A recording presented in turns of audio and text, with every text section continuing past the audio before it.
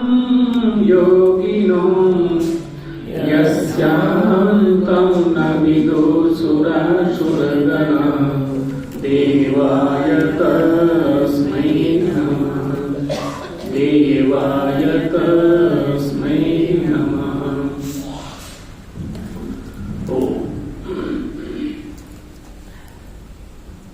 भगवान महादेव के चरणों में कोटि कोटि प्रणाम। गुरुदेव भगवान को कोटि कोटि प्रणाम। हमारे स्वामी कोषाध्यक्ष जी महाराज, स्वामी दयानंद जी महाराज, हमारे महाराज प्रेरक महाराज श्री आचार्य जी, अन्य उपस्थित महात्मा गण, माता जी, इनको मेरा बार बार प्रणाम। भक्तगणों को ओम नमो नारायणाय। आज हमारा यह तृतीय दिवस चल रहा है, तो इसमें आज आरंभ हुए हम प्रयत्न कर रहे हैं सब अपना अपना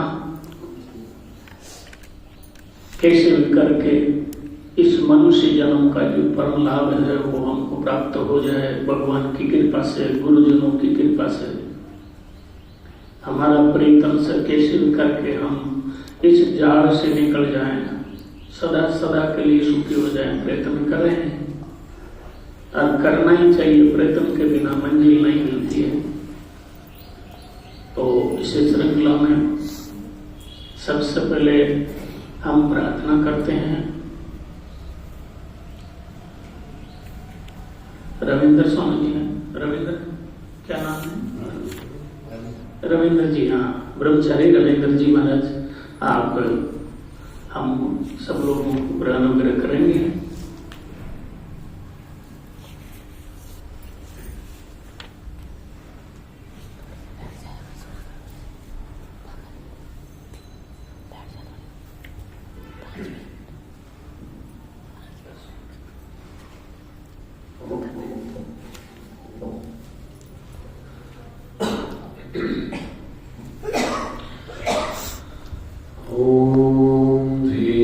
सदा परिभवग्नमभीष्टदोषं तीर्थास्पदं शिवविरञ्चिनुतं शरण्यं भृत्यात्यहं प्रणतपालभवाब्धिपोतं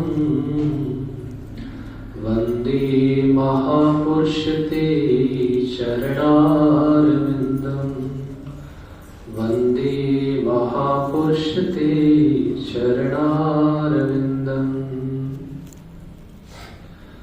परम पूजनीय इस आश्रम के अधिष्ठात्री देव श्री रामेश्वर महादेव जी के चरणों में कोटि वंदन। और इस धराधाम पर, इस स्थल पर इस ज्ञान को प्रकाशित करने वाली पूज्य गिरी माँ जी के चरणों में कोटि वंदन। ऋषिकेश स्थित ब्रह्म विज्ञान केंद्र कैलाश आश्रम जी के एकादश पीठाधीश्वर पूज्य महामंडेश्वर स्वामी जी के चरणों में कोटि वंदन करते हुए तथा हमारे बीच में उपस्थित हमारे ज्ञान वृद्ध वायु वृद्ध पूज्य स्वामी जी के चरणों में वंदन तथा हमारे पथ प्रदर्शक पूज्य आचार्य जी के चरणों में वंदन करते हुए तथा हमारे बीच में उपस्थित पूज्य स्वामी जी महाराज जी के चरणों में वंदन। यहाँ उपस्थित हमारे श्रेष्ठ महापुरुष सभी विद्वान महापुरुषों के चरणों में वंदन और आए हुए भक्तों को नारायण स्मरण। हम विगत 3 दिनों से यहाँ पर इस पूज्य आचार्य जी के मुख से हम गीता का श्रवण भी कर रहे हैं और हरिवीर स्तोत्र का श्रवण भी कर रहे हैं और पूज्य स्वामी जी के अनुभवमय वचनों का हमें ज्ञान प्राप्त हो रहा है। पूज्य स्वामी जी के अनुभव का हमें ज्ञान प्राप्त हो रहा है। अनेक महापुरुषों से हम इस संसार और जो परम पुरुषार्थ जो मोक्ष के विषय में चर्चा चल रही है, सभी अपने अपने मंतव्य प्रस्तुत कर रहे हैं।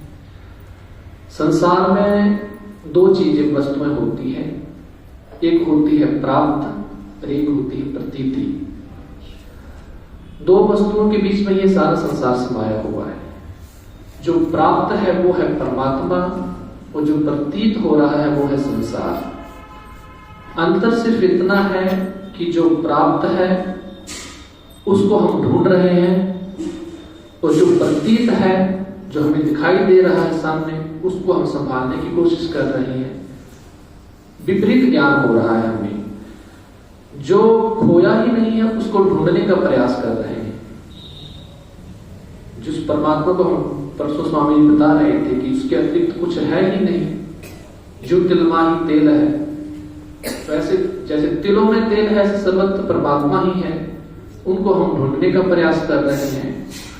और संसार को हम सोचते हैं स्थिर रह जाए, क्योंकि संसर्ति इति संसार जो सर्वदा रहता है, टिकता नहीं है। हाथ में बालू पकड़ो, रेत पकड़ो, पता नहीं लगता है, थोड़ी देर में आपकी मुट्ठी खाली हो जाती है।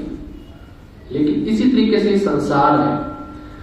तो इन्हीं विषयों के, लेकिन इस चक्कर में हम फंस जाते हैं। हमें कल भी पूज्य आचार्य जी ने हमें निर्देश किया था कि सोचिए यदि आप कल सुबह का सूरज ना देखें तो हमने तो शायद सोचा भी नहीं होगा। ऐसे कई शास्त्रों ने हमें निर्देश किया है, क्योंकि बीच में ये जो बंधन है वो है विषय। मनुष्य का पतन प्रारंभ ही विषय से होता है। भगवान ने गीता में कहा है कि ध्यायतो विषयान् पुंसः संगस्तेषु उपजायते संगा संजायते कामः कामात् क्रोधो विजायते और क्रोधात् भवति सम्मोहः सम्मोहात् स्मृति विभ्रमा स्मृति भ्रंशात् बुद्धिनाशो बुद्धिनाशात् प्रणश्यति। प्रथम सीढ़ी है विषयों का ध्यान। जब व्यक्ति परमात्मा का ध्यान छोड़ के विषयों का ध्यान करने लग जाता है तो वहीं से प्रारंभ हो जाता है, उसका पतन प्रारंभ हो जाता है। क्योंकि विषय जो बांध देते हैं हमें, बंधन का नाम ही विषय है। जो विषयों का काम ही है बांधना, और विषय तो कहते हैं ऐसे हैं, ये तो सर्प से भी खतरनाक है। भगवान भाष्यकार विवेक चूड़ामणि में कहते हैं कृष्ण सर्प विषादपि। क्यों कृष्ण सर्प? दोषेण तीव्रो विषय कृष्ण सर्प विषादपि विषम हंतारम भोक्तारम और द्रष्टारम चक्षुषाप्यम। कहते हैं तो कृष्ण सर्प से भी खतरनाक होते हैं विषय। क्यों? क्योंकि सर्प तो उसी को ही मारता है जो उसको जिसको दंशन कर दे, लेकिन विषय तो चाहे चक्षु से, चाहे अपने श्रवण से, किसी भी इंद्रिय से जो उनका आपने स्मरण कर लिया तो विषय आपका नाश कर देते हैं।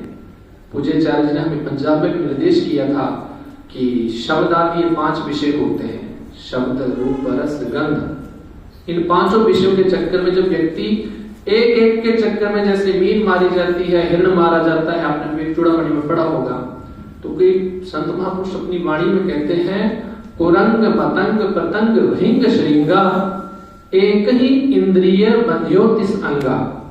एक इंद्रिय के कारण वो मारे जाते हैं। कहते तो मनुष्य शरीर की तो बात ही क्या है? कहते तुम संग 5 ही प्रकाशा। मनुष्य शरीर में तो 5 ही विद्यमान है। कहते फिर जोग जुक्ति की झूठी आशा। तो फिर हम ये संसार में अपने आप को जोग दिखाते हैं, अपने युग सिद्ध दिखाते हैं। कहते ये सब मात्र दिखावा हो जाता है। तो इस प्रथम सीढ़ी होती है विषयों का ध्यान करना। ध्यायतो विषयान् पुंसः। और जब विषय मिल जाता है यदि हम, तो फिर उसमें हमें राग हो जाता है। राग होने के कारण हम कल भी श्रवण कर रहे थे कि जो भ्रमर होता है ना, भ्रमर एक ऐसा जीव है जो सूखी लकड़ी में भी छेद करके अपना घर बना लेता है। सूखी जो लकड़ी होती है, शीशम की लकड़ी बहुत कठिन होती है, कठोर होती है, उसमें वो छेद करके अपना घर बना लेता है। लेकिन वही भ्रमर जब कमल के पत्तों के फूल के बीच में जब रात को बंद हो जाता है तो वो उस कमल की उन पंखुड़ियों को, कितनी कोमल होती है कमल की पंखुड़ियां, उनका छेदन नहीं कर पाता है। क्यों? क्योंकि वो विषय का राग है। तो वो फिर वो इंतजार करता है कि नहीं, इसको नहीं छेड़ना है। क्यों? वो इंतजार करता है रात्रि के भविष्यति सुप्रभातम। वो उसका इंतजार करता है कि नहीं नहीं, इसको अपने परिवार को नहीं छेड़ना है, पंखुड़ियों को नहीं छेड़ना है। सुबह अपने आप जब कमल खिलेगा तो हम बाहर आ जाएंगे। लेकिन फिर अंत में होता क्या है, वो उसी इंतजार में बैठा रहता है और हा हंत नलनी गज उजहार, हाथी तोड़ के उसको मरोड़ के फेंक देता है। यही स्थिति मनुष्य की होती है। जब मनुष्य, जो आचार्य ने निर्देश किया था कि कल का सूरज नहीं देखेंगे तो, लेकिन हमने उसका इंतजार ही नहीं करते। हमको तो पता है कि हम इस संसार के बीच में हमें आनंद आ रहा है, हम उस परिवार रूपी उस पंखड़ी को छेदना ही नहीं चाहते हैं।